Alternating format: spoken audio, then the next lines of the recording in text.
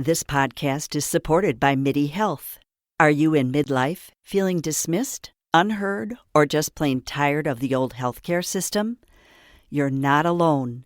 For too long, women's serious midlife health issues have been trivialized, ignored, and met with a just deal with it attitude. Many of us have been made to feel ashamed or forgotten. In fact, even today, 75% of women seeking care for menopause and perimenopause issues are left entirely untreated. But here's the powerful truth. It's time for a change. It's time for MIDI. MIDI is not just a healthcare provider. It's a women's telehealth clinic, founded and supported by world-class leaders in women's health. What sets MIDI apart? We are the only women's telehealth brand covered by major insurance companies, making high-quality expert care accessible and affordable. Our clinicians provide one-on-one, face-to-face consultations where they truly listen to your unique needs. We offer a full range of holistic, data-driven solutions, from hormonal therapies and weight loss protocols to lifestyle coaching and preventative health guidance. This isn't one-size-fits-all care. This is care uniquely tailored for you. At MIDI, you will join our patients who feel seen, heard, and prioritized. You will find that our mission is clear: to help all women thrive in midlife, giving them access to the health care they deserve. Because we believe midlife isn't the middle at all. It is the beginning of your second act. Ready to feel your best and write your second act script? Visit joinmidi.com today to book your personalized insurance-covered virtual visit. That's joinmidi.com. MIDI, the care women deserve. Spring clean that podcast feed and skip the doom scroll. The Newsworthy gets you caught up on the day's news in less than 15 minutes and gives you some fun conversation starters along the way. It's quick, friendly, and informative. Search The Newsworthy wherever you're listening now and follow or subscribe to The Newsworthy today. You are listening to the One Day at a Time podcast. On this podcast, my guests share their stories of alcoholism, addiction, and how they recovered so that you can too. My hope is that you find the inspiration and resources you need to let go of what's holding you back so that you can transform into the person you were always meant to be. Ready? Here we go. If you ever quit drinking only to find yourself struggling with sugar, overeating, or food obsession, this episode will help you understand why and what actually heals it. It's really actually very common for people, once they quit drinking and doing drugs, to use food as a coping mechanism. In this powerful conversation, I'm going to sit down with Ali Shapiro. She's the founder and creator of Truce With Food, and she's going to share some of the root causes behind overeating, binge eating, and emotional eating, especially for people who are sober. Ali's going to share her personal story about how she recovered from cancer, how the roller coaster of weight loss and weight gain affected her as she was growing up, and the identity struggles that fueled her relationship with food. We're going to talk about why food is often about belonging, how dieting and discipline really miss the real issue, the connection between gut health, mood, and anxiety, and why vulnerability is necessary for healing. So if you ever felt broken around food, you're not alone. There's a deeper system at play here, and we're going to unpack all that for you in this episode. Well, Ali, thank you so much for joining me. Oh my God, Arlina, we're going to have a blast. Girl, oh my If the God. pre-show was any indication. The pre-show. Not pre-gaming, not on this podcast. No, I don't no, even no, drink, no, so. No pre-gaming. No, it was so funny because we were both talking like a mile a minute, and I had like, I was taking notes. I have 10 things on the table here that we need to talk about. But yeah, we're gonna be talking. Okay, listen, we're at the time of year where people are really struggling with food. And I feel like this is like an evergreen topic. A lot of people get sober and they kind of switch addictions. Well, maybe they start struggling with overeating, not eating enough, sugar. There's all kinds of, a lot of us in 12-step or, drug addiction, alcohol addiction, things like that, we switch, right? And in my mind, all addiction is the same. It's an avoidance. It's an avoidance of pain that we don't know how to process to resolution. So I kind of come at it through this lens of compassion. But man, it is a struggle, especially like I'm 57. So it's like at a certain age, like menopause, like I've been struggling with menopause for a while. menopause kicks in, just all kinds of stuff kick in. We're going to talk about some practical ways to start.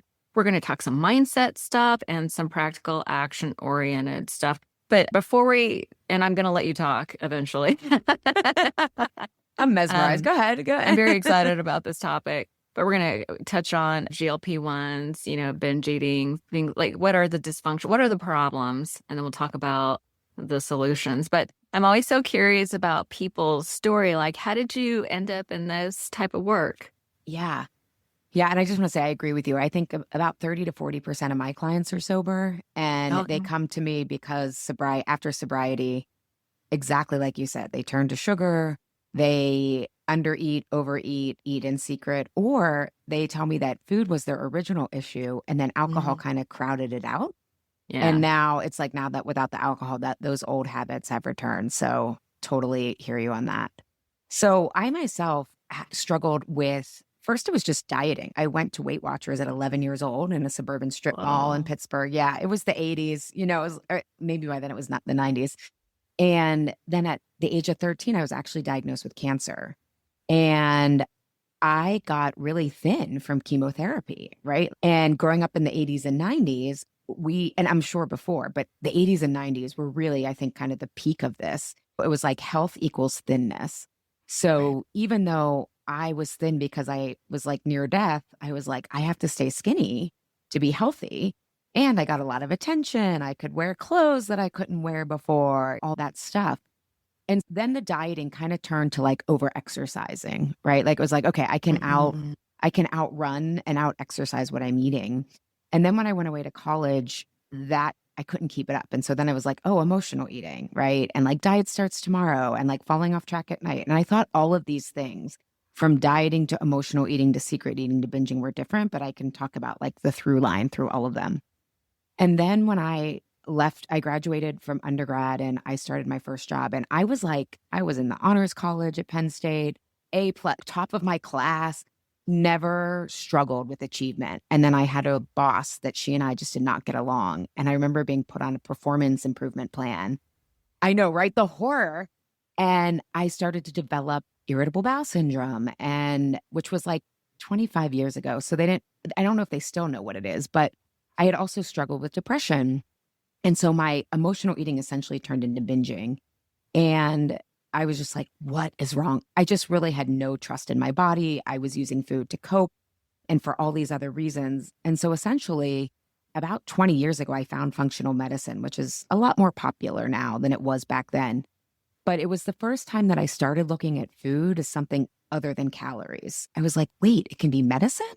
Like, I've never heard this. And again, for people listening, this is before social media. This is when we had 5 newspapers, right? Like, I'm only 47. Before the internet. I know.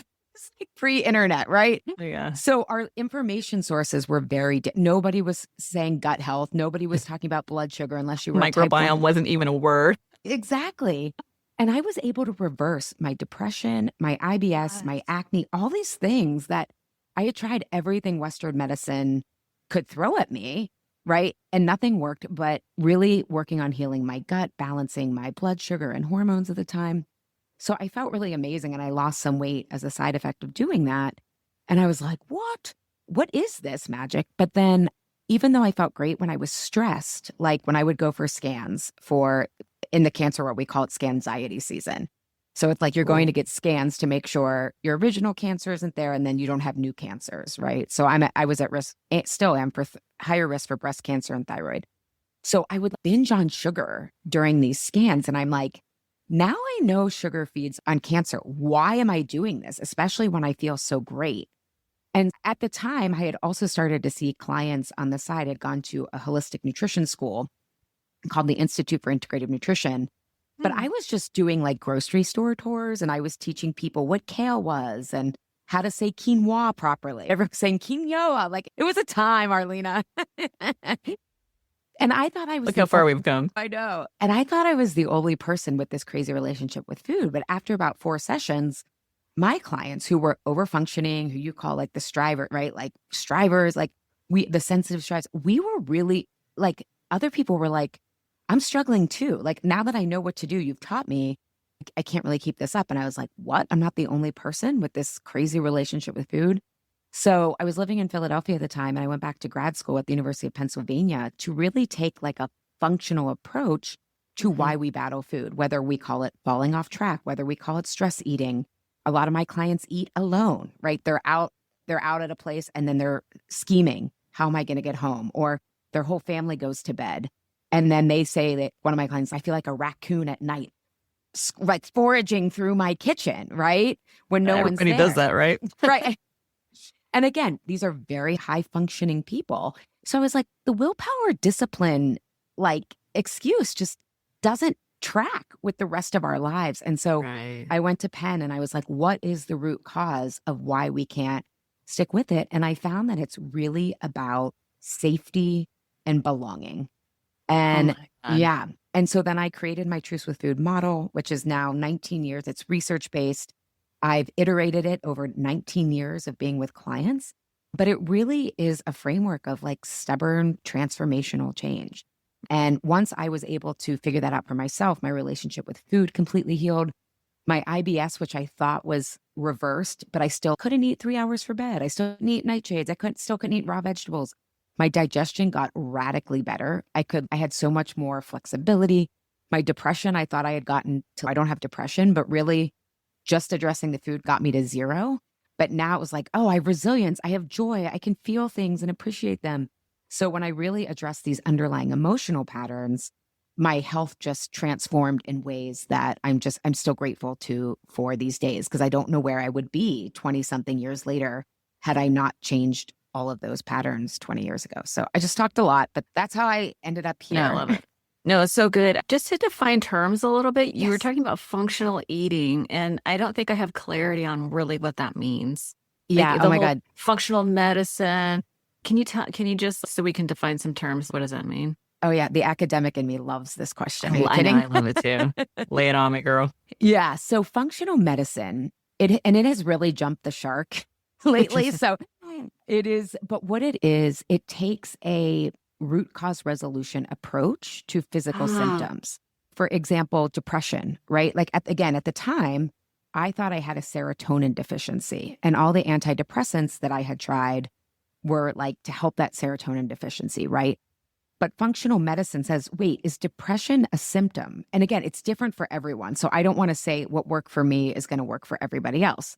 But for me, my depression was actually inflammatory driven because chemo had destroyed my gut. And the reason, so why couldn't I produce enough serotonin? And now we know some people have too much serotonin, which causes mood challenges. Nature's like Goldilocks. But functional medicine said, you don't necessarily have irritable bowel syndrome. That's a cluster of symptoms, and what's really causing all of those symptoms. So it's getting to the root of a problem rather than just trying to battle the symptom. I am all about root cause. Yeah. Yeah. And sorry, I interrupted you. Oh no, I just kept on going. But nutrition is like the first line of therapy there, not the last, or not most, and a lot of things it's not even considered. So that's where the nutrition connection comes in. Yeah, a lot of times people treat it as an afterthought, and there's a lot of the parlance of 12-step. It's all about, it is getting to root causes and conditions. They talk about causes and conditions, but a lot of times people are so focused on the alcohol or the drugs, and we're like, that's not it. That's just the symptom. So people are like, how do I manage my drinking? And it's, if you can manage the emotions underlying, like that is what is compelling you to drink in the first place. So we got to go deeper, got to go root cause. Yeah. So I'm a big fan of sort of the inside out approach, like root cause analysis type stuff. Yeah. And what's especially important, I think, with drinking or drugs or food is that a lot of people think that their psychology or emotions are all just like mental. Yeah. But again, like 90% of your serotonin is made in your gut. So it's so much of even just trying to stabilize yourself so you can process emotions requires feeling really physiologically strong, right? Like I always tell clients, you think of quote unquote mindset. No one's located the mind. We think but if body and brain together, right, is like in an infinity loop. So, if your blood sugar's crashing, people know they feel hangry, right? Or like a lot of my sober clients, like I have so much anxiety now that I've stopped drinking. And that makes sense. And maybe if we can get you to eat some of the right foods, that anxiety, some of it can go down. Or a lot of people have anxiety from not eating enough. So once you start nourishing yourself, okay, I've reduced like 50% of this unnecessary anxiety. So now I can deal with the emotional stuff that is the patterns that led to this stuff in the first place. So it's a little bit more tricky with food, because the minute you tell people also what to eat, which I don't, I actually take an experimental approach, people want to rebel. So I love the experimental model, because I feel like there's so much of us that is rebellious, like in 12 step, the group of very rebellious people. I hear you. Yeah. And it makes sense, really. It really makes sense. It's like anytime like I come from a sales background, we were just talking about it earlier, Silicon Valley. And I learned in sales that if you push, it like creates natural resistance. Like I had someone do this experiment with me. This guy who's like, hold up your hand. And you're listening on a podcast, not on YouTube. You can't see this, but I'm holding up my hand. And he was like, hold up your hand. And then he put his palm on my palm and pushed a little bit. And I just naturally pushed back. And he's like, why did you push? And I was like, I don't know. And it's human nature that if you push, people will push back. Yeah. So what you want to do is align. The problem is out there, and we together are going to problem solve. It's like it creates safety. Yes. Yeah. So it feels like a lot of this is around safety.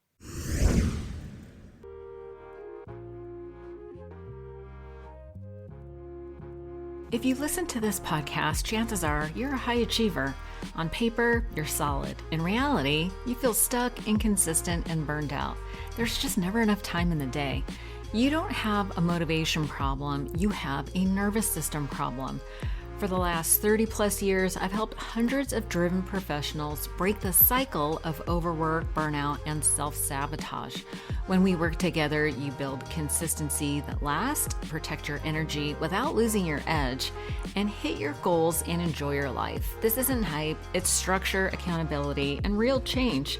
I only have a few spots open, so if you're ready to make this your strongest, most balanced chapter yet, go to SoberLifeSchool.com and book a free, no obligation call, because the truth is, it's later than you think. Sign up for your free call today, and I'll look forward to our call.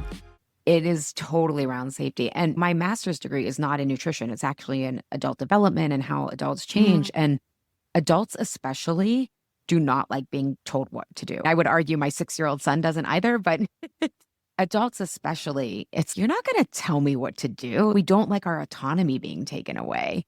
So it's It's so funny because I don't like being told what to do, but I'm such an information junkie. Like I'm a self-help junkie, so much so I started another podcast called Self-Help Junkie because I don't want to be told what to do, but I will seek out information.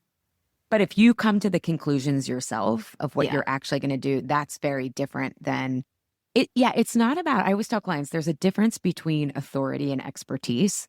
So, but what we're often doing when we are looking for someone to tell us what to eat is we're like, we're putting that authority on. Authority. Oh my God, this is the truth, right? Like menopause for keto, this is the answer. Or like vegetarian diet, this is the answer. And so it feels like authority. As I tell my clients, look, everyone is going to have there's experts out here. Yeah. But that doesn't mean that you take what they say, swallow and eat what they say wholesale. Like I always say, like, for example, Barry Sears from The Zone. I don't know if you remember that diet. Yeah, Zone diet. Yeah. Like, okay, I learned from him that blood sugar mattered to me, even though I wasn't a diabetic. Were his nutrition recommendations right for me? Not really. But he probably had to package them as weight loss because that's probably the only way I would have picked up that book. Mm-hmm. And it's, but learning about blood sugar and then connecting it to, whoa, when I balance my blood sugar, I'm satiated. My cravings go down. I have energy. My mood is stable. That was me coming to those conclusions myself rather than just being like, oh, I'm good because the Zone diet said this and I lost a pound this week. Yeah. We're taught, especially those of us who were born before the 2000s, only connect food to weight. And so we miss these smaller improvements that will help us come to these conclusions on our own, which is what you're doing with self-help. Like you're reading them, but you're not like, oh, I have to do this. It's maybe I'll take some of this, some of that. Am I right? Yeah, it's an experimental thing. Like in 12-step, I was told, just, you don't have to believe anything we say, just run the experiment. Yes. And I was See, like, they were getting okay. autonomy. Yeah, yeah. And that was a very different approach to what I grew up with. I grew up in a church. My dad was super religious and I went to church a lot and stuff like that. And it was this idea of this way is the only way type of mentality. And it just created such resistance in me that I was like always looking to break the rules. And if we want to really geek out for a second, because this is Yeah. my work is rooted in development, when we really think like it's just a diet I haven't found, we're actually bringing a lot of our authority baggage to the situation. We don't know that. No. But like for example, I had a client who she had hired a vegetarian nutritionist, right? She was a nutritionist who really believed in everyone being vegetarian. And my client, she eventually came to me because it was just like, I didn't want to disappoint her. So I just stopped showing up, but I was hungry. I was having cravings. I was crashing. I was actually eating more sugar. And I was like, maybe that's not what works for you. Did you talk to her about it? I just didn't want to disappoint her. And but that's probably how she related to teachers or her parents, right? So we have this internalized authority that we say they, right? Whenever we're like, I'm worried what they think. So it doesn't surprise me then that you feel rebellious if you didn't like the way that the authority was delivered in your household. Yeah. And for me, it was like there was a lack of, I hate to say this because my dad was such a good dude, but he didn't do some things that I wish he would have. He wasn't very ambitious. He was do the bare minimum guy. And so I wasn't inspired by his lifestyle to then I didn't want to adopt his beliefs. And I feel like a lot of people that are experts and leaders and stuff lead by inspiration. And that's what gets me excited about certain things, is this idea of, I just feel so inspired. Like, that's what gets me to take action. But I need to see the example, like in 12 Step, they talk about hope being hearing other people's experiences. Oh, I love that. That's beautiful. I know. I love that. And so because it makes you feel not alone, right? Oh, for sure. Yeah, because they're like when we're talking recovery stories, people tell you how horrible it was. And then they tell you these are the actions I took. And this is what my life is like now. And you're like, damn, I was doing all that crazy stuff too. So if you can do it, I can do it. And so that's and so I ran the experiment. They'd be like, oh, do 90 meetings in 90 days, do the 12 steps, talk to your sponsor when you feel triggered about something. I always say there's like a treasure under every trigger. There is a reason. Oh, I love that. Right? Yes. Like there's something that needs to get healed. It's just, and if somebody wasn't a jerk to you and touch your soul bruise, they'd be like, then we wouldn't have the opportunity to bring that pain up so we can work with it and deal with it to resolution. I completely agree that. I say like when I was battling food, it was so torturous. And it is like the worst invitation I got to. That's what I say about alcoholism. Worst thing that ever happened to me. Let's touch on the darkness a little bit, because I feel like let's give people some hope, right? Like, oh yeah, it was there's so much hope with the right framework. and it's so funny because you were talking about as you had to go through chemo and you were so young. You were doing it in an era where some of the supermodels, they called it heroin chic. Yes. And so to actually be sickly was like the ideal. And so what were some of the dark times for you? Because I feel like all addictions end up in this place of suicidal ideation. I hate myself. I'm never going to change. I'm broken. Did you have those experiences too? Oh, yeah. In fact, like when you first diet, especially when you're young and you have all your progesterone, estrogen, and testosterone and can handle a lot of stress, right? And yo-yoing is a huge stress on the body. It's actually one of the biggest contributors to poor health, like as a cofactor, is yo-yo dieting. But I remember that was that first job in Lynchburg, Virginia, because I was on this like leadership development program, and every 6 months I was being moved to a different place with the company I was with.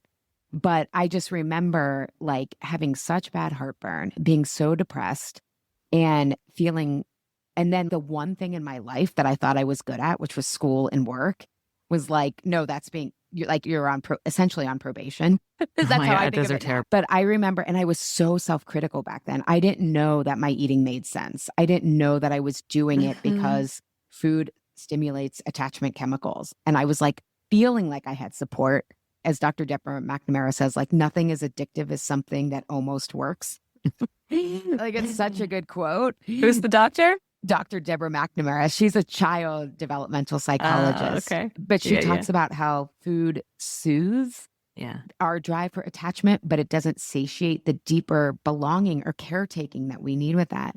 Yeah. And one of the problems with food, especially, is I call it like the I'll handle it myself problem, in terms of I did this in secret, right? Like, I think my Yeah. sister knew I struggled, but like I hid it from everybody.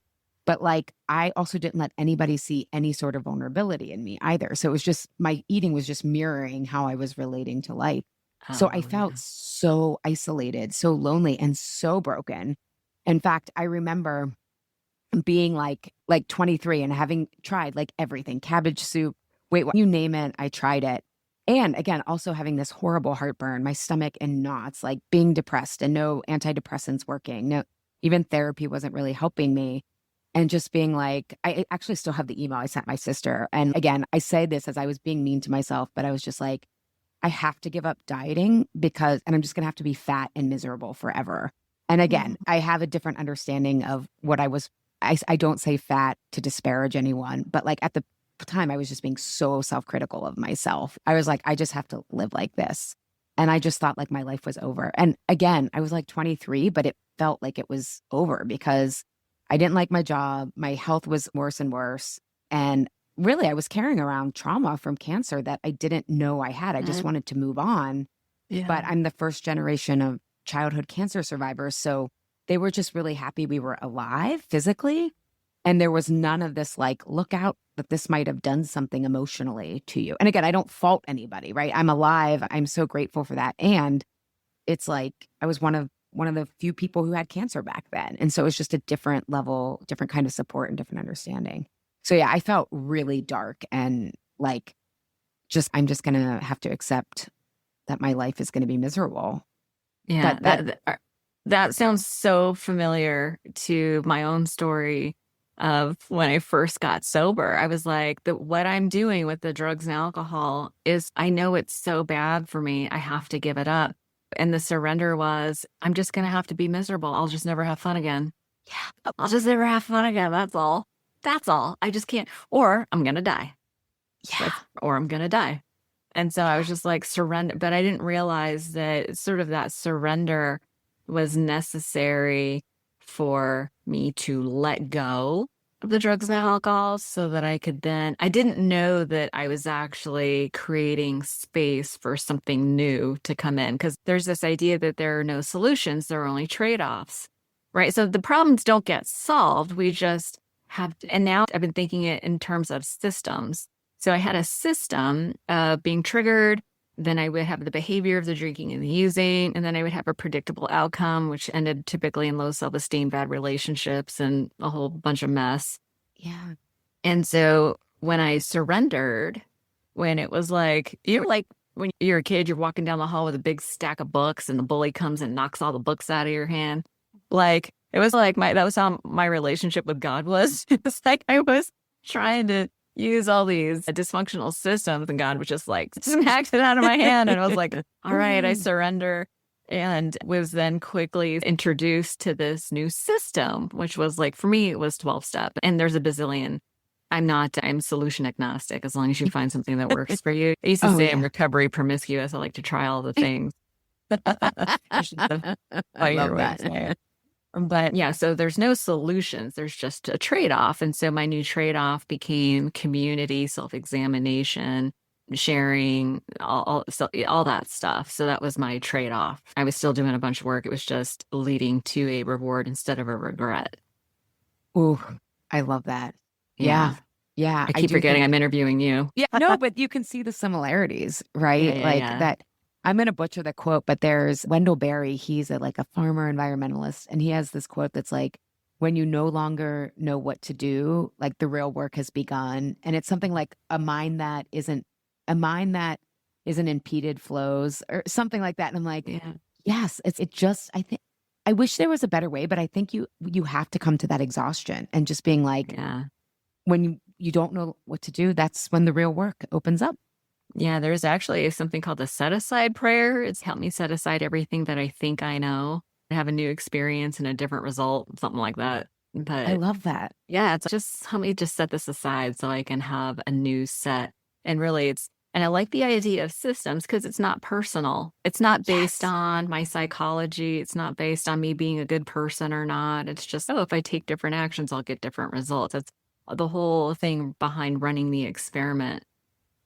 Yeah, no, I'm the same. Like a big part of my work is helping clients identify the story that makes them turn to food because of the belonging.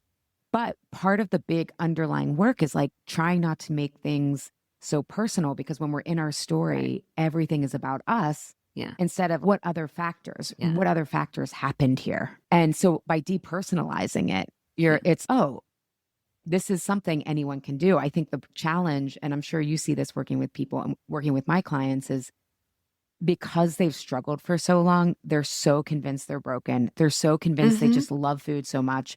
They're so convinced that food is always going to be a thing that it's almost like that's the hardest part, is like you said, can I be willing to think maybe there's something out here that I don't know is true? Or I forget how you phrased it. But like the set aside. Yeah, I find that and you're big on this compassion, but it's like really hard to have compassion for yourself when you're so frustrated and doing so destructive behaviors. But I always say to my clients, like, one of the biggest takeaways everyone has from my programs are like, why does this make sense? I'm like, that question helps get you to understand that what you're doing is protective, that you don't love food so much, that you aren't insatiable, that your body isn't broken. And I'm like, I had every reason in the world to believe my body was broken, right? Like I had more diagnoses at 22 than most people have in a lifetime, like cancer.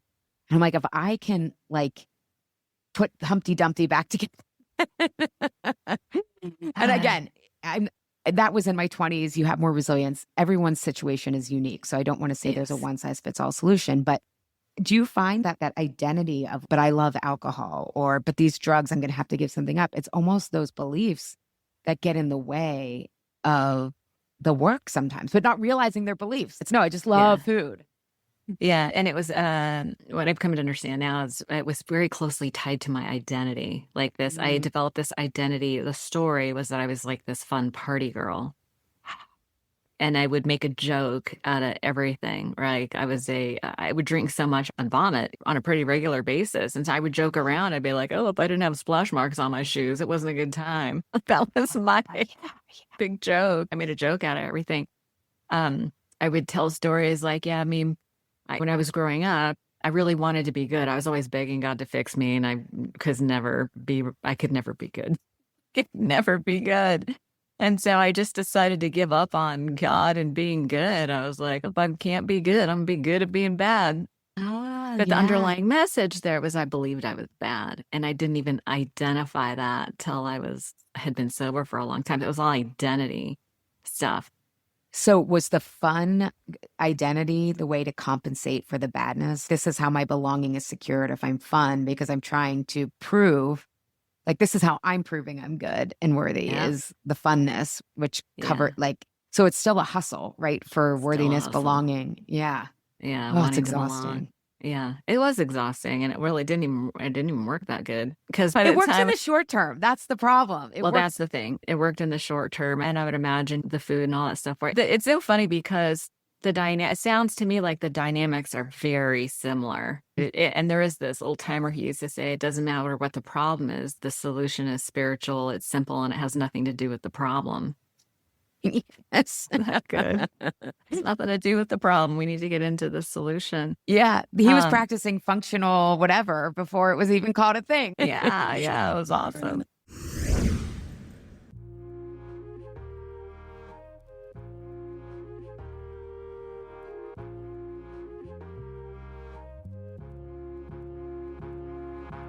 Just a quick break and we'll get right back to the show.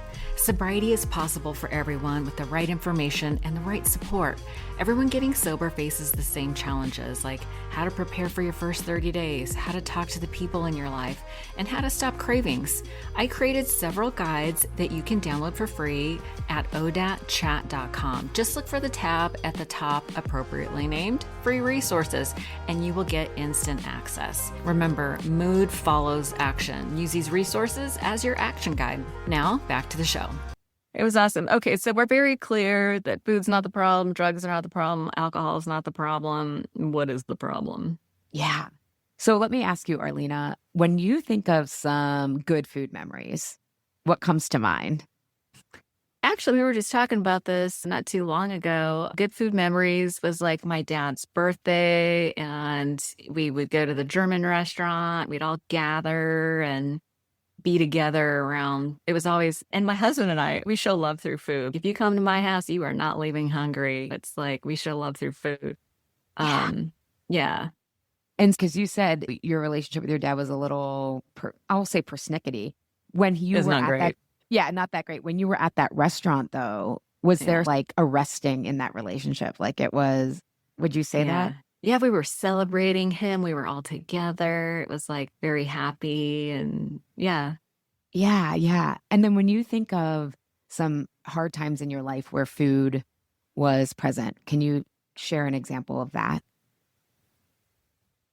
I mean, I don't know if this is this relates, but like especially when I was using, food was a problem because I would get sick a lot when I was drinking, and so then it was either like I would throw up, and it was like if I hadn't eaten, then it wouldn't have been such a big mess. Or like when I was hungover, I was so nauseous I couldn't eat. So I don't know if that sort of fits into. Yes.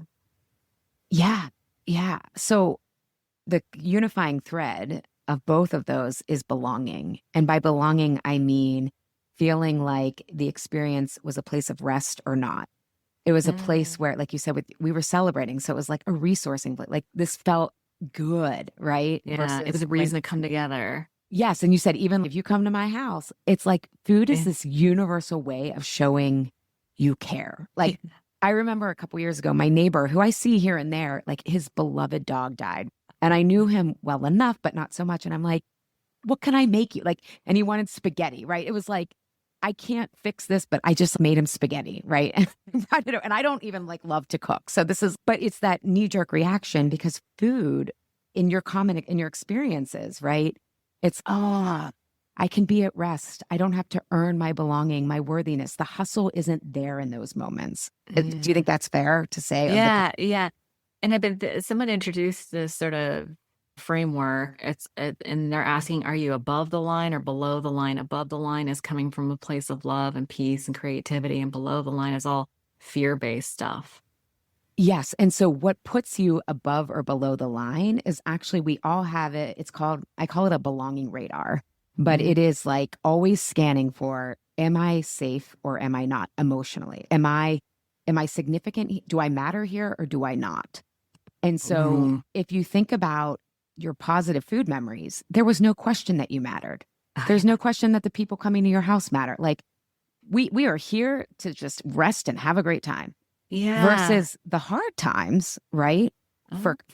Where you were using, I don't know if I matter, right? For my clients, it could be like binging, like I was the black sheep in the family. And it's like, I was the one that struggled with my weight, but it's like, it's about more than the weight, right? It's like, my parents were really critical. And so I would come home. If I didn't get an A+, right, I would stop at this is clients talking. I would stop at the 5 and 10 mini mart on the way home. It's almost, and that's what I was talking about. It stimulates attachment chemicals. Oh my God, when I go to that mini mart, even though I don't want to be doing that, or even when I'm like, oh my God, I'm at the party, but I'm around other people and I feel so alone and I'm scheming to get home so that I can eat. It's like, I'm feeling so alone, but this food is going to make me like literally physiologically feel less alone. And so back to Dr. Deborah McNamara's quote, it almost works, but we need the caretaking that is present in our positive food memories. So even listeners can ask themselves that, and you will see that safety of belonging, of mattering, of worthiness, however we want to say it, is probably there in your good food memories, and it's probably not there in your hard food memories. That is such a experiential lesson, right? When you got it. Just going through that and asking those questions. And I know that people listening, I would encourage people to do that as a journaling exercise. You know, it's so much easier when someone's asking you the question and then you can just think about it and somebody can lead you through it. Yeah. Is that what you do in your group programs? Not so. By the time people come to my group programs, usually they know that's what we're getting into, but they suspect something's deeper going on, but they can't like quite put their finger on it. But they hear me on podcasts like this or not. One thing I just want to say, I love that idea for people to ask themselves. And sometimes people will say, I don't have any positive food memories, right? But then the next day or even 10 minutes later, they'll be like, you know what? I remember one podcast host, I asked this and she said, I don't have any. And then literally 5 minutes later, she's like, actually, I remember these like orange chocolates with my grandma. And like we would eat them together. And I was like, what was your relationship with your grandma like? She's, oh my God, she was my person. Oh, I know. My grandma was I'm going to cry. My person too. Yeah. I love the grandmas. I know. They can be there for us in ways that like our parents just can't. Right, That's their role. But it just shows, like, I've asked this question of like thousands of people. And it's always like the belonging is there with the good food memories and the belonging is not there. So yeah, you do have to ask yourself. And I just want people to also give themselves some time to unfurl what comes out. Yeah, I have found that someone's knee-jerk response is typically not their long-term response. Yes. Yeah. That's why when I deliver bad news to somebody, if they take it well, it always makes me nervous. But if somebody gets mad, you're like, okay, bring it on. Let's deal with it. But yeah, that's a side note. But yeah, we do need to give ourselves like a minute to get past that initial resistance or defensiveness that comes up. And yeah, that's really important. So let's switch gears into solutions. So can you cultivate a sense of belonging, or how does that work? Great question. So the important thing to realize is that when we are young, and I'm talking like first 20 years of life or so, our belonging rests on other people liking us enough to continue to take care of us. Yeah. So I always say, I actually couldn't pay my rent and groceries and healthcare until I was like graduated college. Like I've worked since I was 12, but my babysitting money was not paying like for a roof over my head. I was like 20. I moved out at 17. You got till 20? That's amazing. Yeah. Exactly. Right. People are like, people judge themselves for caring what other people think, but literally our survival, the first several decades of life is built on that. So again, all of this comes from a place of compassion. Yeah. However, so that's what belonging is rooted in when we are younger. Okay. And honestly, most people will stay there unless you have something that has you look at this like food, like alcohol, like drugs. You will probably stay in that. And the statistics show that. It's not a judgment. Your life is not better or worse if you stay in that. I would say it's probably less meaningful, but that doesn't necessarily mean anything, right? Some people get a lot of meaning just staying there. So then the task of adulthood is to really mature and look at our cultural conditioning, right? Look at how our parents raised us. Look at how the church raised us. Look at how diet culture raised us, the medical system. And so is there another way, right? So the task of adulthood is to grow into to mature and grow into what the developmental psychologists called self-authored belonging. Yeah. And this is where we can say, I always say the shift is from what looks good to what feels good. So I'll give you an example. So belonging, right? If you grew up in the 80s, 90s, I'd say it's changed a little, although GLP-1s are introducing an interesting thing into the conversation. And I'm agnostic about them, so we can talk about that. However, it's right. If we think about, we were socialized to believe health equaled thinness. If you were thin, you were healthy, right? Now, the task of adulthood is to say, wait, what else goes into health? Because actually, we know research shows that people who think they don't have to care and are naturally thin, their morbidity rates are drastically higher as they age because they never thought they had to quote unquote care. Yeah, I don't like this phrase, but they're called TOFIs, thin on the outside, fat on the inside. So they're very inflamed, they have no muscle mass, and they don't fare so well as we age. Yeah. And so we have to say, like, what feels good for health? And this is where we start to make food about more than just calories. Oh, wow. If I eat breakfast in the morning and I wait to have my coffee until after I have food, my anxiety is half that. Wow. That's important. That's interesting. And it's also can be like, wow, sleep is really important. Oh, you know what? Moving my body, even if it's not to burn 500 calories or to out exercise what I ate, it's still important because it gives me a mental health benefit. It makes me more productive. So it's starting to define belonging based on what feels good to us. And that also includes outside of health. So like for your example, and I work on the identity level too. So I'm so glad you said that. Oh, okay. And if you were in one of my programs, you'd realize, oh, if food was your thing, this is hypothetical, right? So, and I have this, a lot of clients like, oh, I've listened to all the rules. I look at the menu before I go out. I know what I feel like. And then I get to the event and I just go with the flow with everyone, right? And it's, why does that make sense? And they eventually realize, oh, if I'm belonging. What? It's belonging. Yes, but that comes up a lot. Oh, I'm the fun one. And it's, oh, so how are you defining fun? Oh, as a kid, if I kept the conversation going, if I made sure everybody was happy. This one client was like, and she actually was like, this is wild. I'm not even drinking as much because I realized I was eating and drinking when there was a lull in the conversation. And I thought I was responsible for keeping it going. But if I think about what's fun for me, it's, oh my God, not having to keep the conversation going. It's going to bed knowing I stuck to what will feel good and waking up the next day. And so you start to expand how you think of fun, right? And then it's, what do you want to talk about that would be fun? How do you want to dress that would be fun, right? So it doesn't mean you have to give up fun, but you're expanding this really narrow, rigid idea of what it means to be fun in this case. Or for me, I had to being healthy because it was so tied into cancer and so much. It was like, I have to really understand a more expansive idea of what health is beyond just my weight. So that's what belonging looks like. It's like, what feels good to me now that I'm an adult? I have more options. I have more choices. I have more available to me than was available to me as a kid. And as we start doing that, we start to develop, repair trust. We start to say, I got my own back and I can trust me. And then the people and experiences meant for me actually come closer. Because part of the problem of when we have what's called a socialized idea of belonging, I call it the good girl, good boy idea of belonging, is we think in either or, all or nothing, black and white. So we think if I get my needs met, that's going to take people away, right? If I slow down and actually take a walk after lunch instead of working, I'm going to fall behind and I'm not going to be able to pay my mortgage, right? This is all unconscious, but versus realizing as you self-author belonging, the people who really love you and want you at your best, it brings them closer. And clients are like, I can't even believe that. I can't. And it's like, you don't have to believe it. You just have to be open and curious, right? The experiment. Yeah, run the experiment. That's what I give. No rules. I give, because I'm a rebel too. I'm like, nope. Yeah. I know how adults change. This does not work. So I just said a lot. So I'll just take a breath.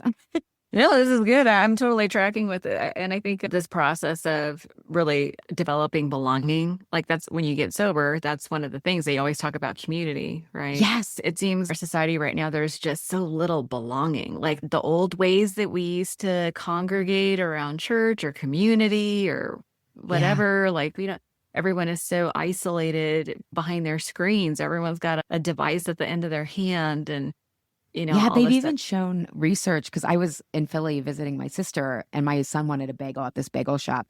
And I saw people just coming in and out, picking up their orders that they obviously had ordered on the app.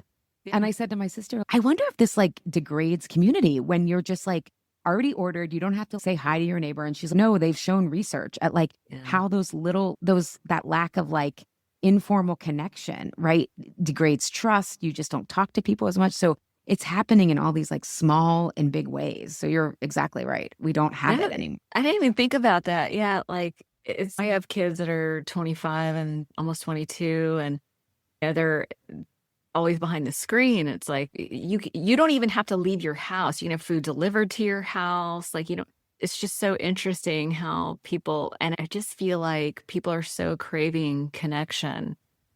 They are. But I don't know why. I think it's like a comfort crisis. Like it's so convenient to order your drink through the app and just run in and pick it up. Like you don't have to wait in line. You don't have to talk to the barista or you're not even having those small interactions. Then how do you learn to talk to people? I know. And I love what you're saying about connection, because belonging that goes up is a little riskier. Belonging is about connection where you feel significant. Where you feel you matter.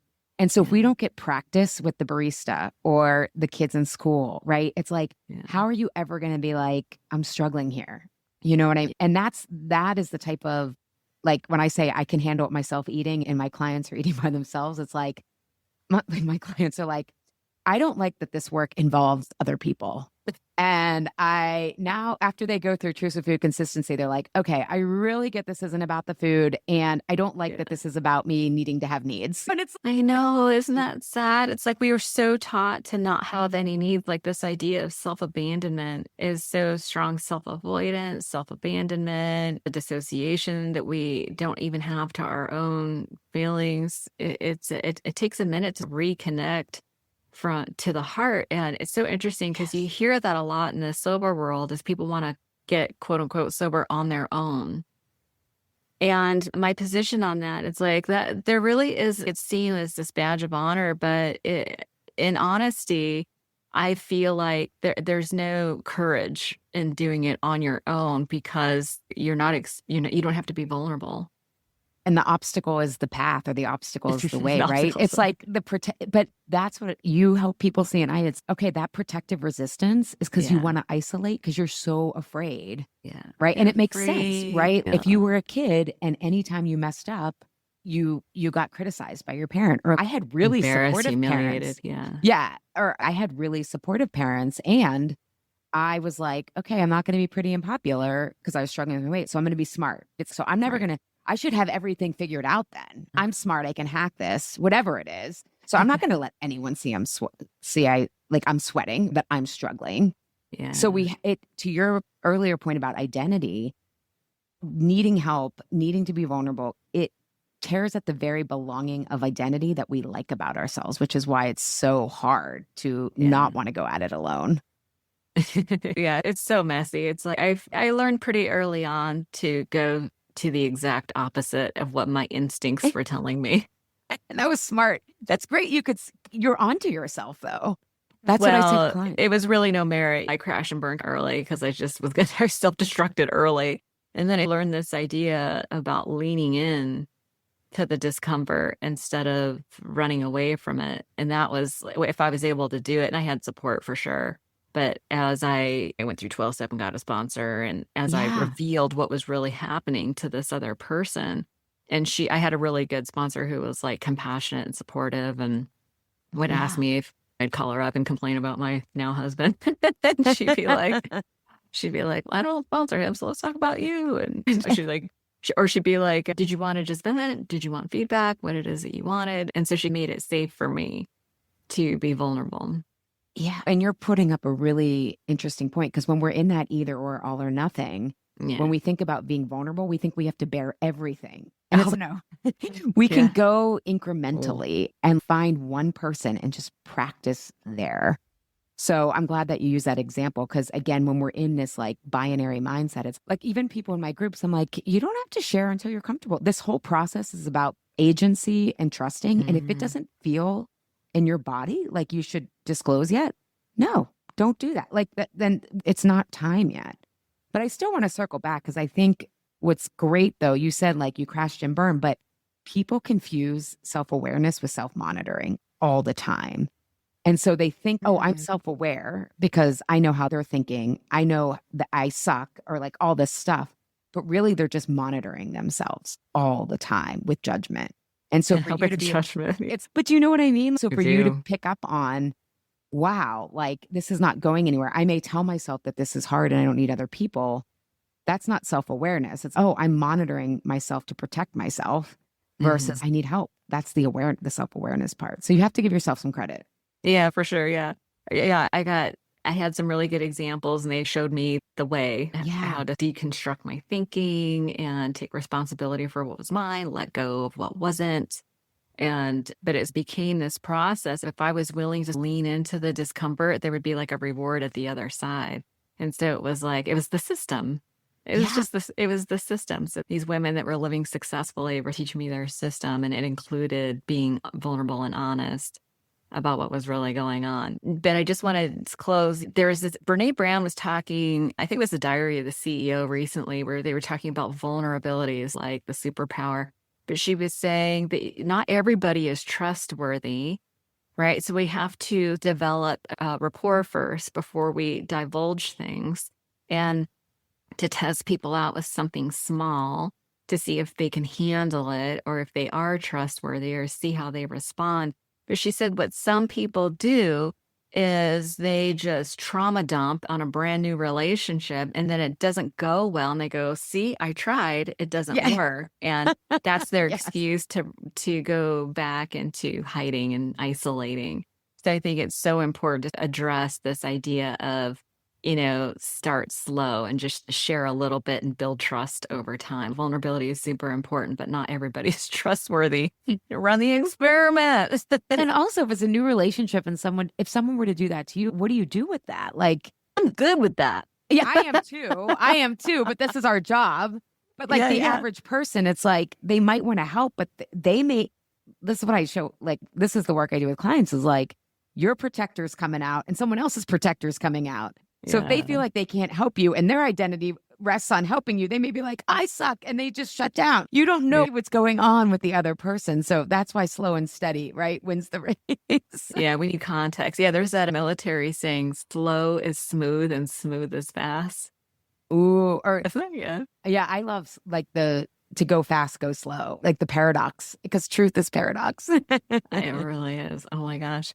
Well, listen, we've been at it for almost an hour. I told you my my brain God. shuts off right about an hour. Yeah. Yeah, I love your content. You have so much good stuff. And for people who are really, maybe you're sober and you're like, now it's time to address the root cause issue. Let's try to heal some of this anxiety, depression, like root cause issues with food, and try to trade your old system that isn't working for a new one. What sort of programs do you have? Yeah. So people can go to trucewithfood.com and find your food stage. And the first step is really to see there's 4 stages between diet hopping and having a truce with food, which is my research-based client proven framework. And so it's important, I think, for people to start there and take that. It's like a quiz, but it's deeper. It's between a quiz and an assessment. No one's judging you, but it can help you see what stage you're at. And it's really about readiness of change. And yeah, because that's what my background's in. But it's within the context of food and changing our eating. Go there and start, and then you can see, if I'm at stage 1, I need to do Truce with Food clarity, which is like more understanding how my blood sugar works and like really diving deeper into this belonging thread. And then phase 2 is Truce with Food consistency, and that's okay. I get something deeper is going on, and I want to address it. But the quiz and assessment can help people figure out where they are. And then I have my own podcast, Insatiable. The name will be changing in the new year to Truce with Food. So I'm not sure this is airing, but I have a very popular podcast like you as well. So that's also another place people can start. Yeah, that'll be a little word of warning. When you change your podcast name, it'll create a lot of confusion. Oh yeah, we're going to work on it. So I'm sure it's going to cause a ton of confusion. It's so funny. So I started my podcast like 9.5 years ago, and it was ODAT chat. And then I realized that people that are newly sober don't really know what ODAT means. It's one day at a time. Oh. Yeah. So then, but I had the URL ODAT chat, and then I changed it to the One Day at a Time Recovery podcast.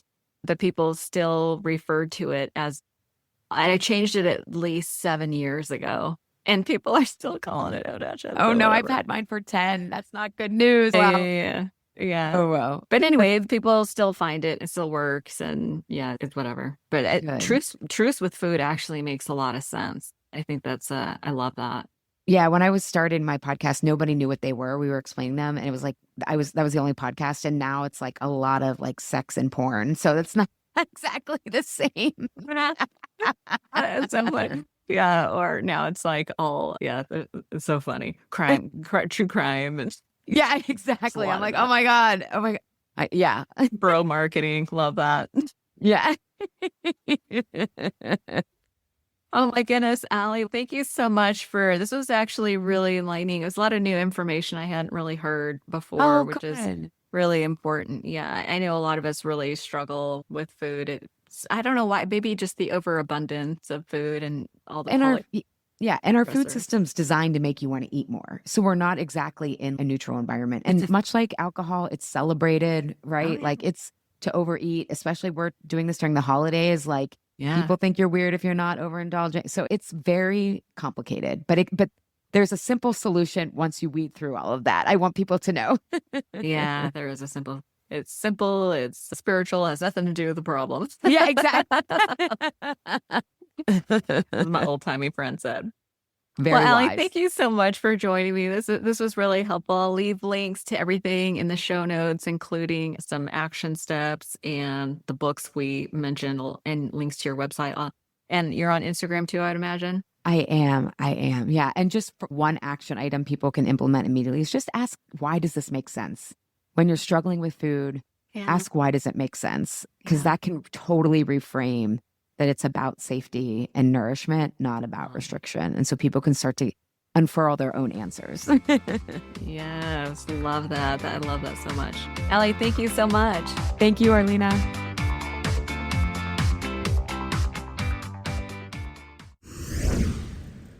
One last thing before you go, you can follow the podcast on Instagram for daily inspiration at ODAT Podcast. And if you'd like to get a biweekly email from me with recommendations to books I'm reading, meditations I love, or other recovery podcasts, just sign up for it at odatchat.com.